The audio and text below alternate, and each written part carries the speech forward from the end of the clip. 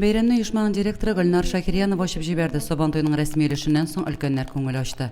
Кортлар йортында яшәүчеләр бу бәйрәмне елда көтеп алуларын, чараны оештыручыларга рәхмәтле булуларын җиткерде. Каждый год устраивают, каждый год обязательно даже, каждый год. И для нас это вот самая радость, самая.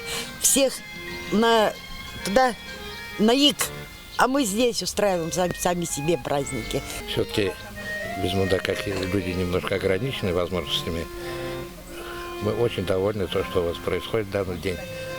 Как бы не забытый, не заброшенный, у каждого свои впечатления. И большое еще раз спасибо нашей администрации, что это как бы внимание обращает. Milli bәйрәмнәргә мәхәббәт һәм хөрмәт тәрбияләү, кешеләр арасында төрле милләтләргә карата дустана мөнәсәбәттә булу бу чараның максаты булып тора. Монда Аллаһка шөкер, әйбәт яшәйбез, күңелле, чиста. Директорлар бик әйбәт, benim өченгә бада дус. Безнең картлар һәм инвалидлар интернат йортында һәр вакыт шулай өлкәннәрнең күңелләрен күрер өчен төрле матур мәдәни чаралар оештырып барабыз инде. Бөтен бәйрәмнәрне үткәрәбез, тарихи даталарны билгеләп үтәбез һәм инде әлбәттә өлкәннәрнең иң яратканы инде көтеп алганы шушы Сабантуй бәйрәме. Бүгенге чара менә Малый Сабантуй дип атала.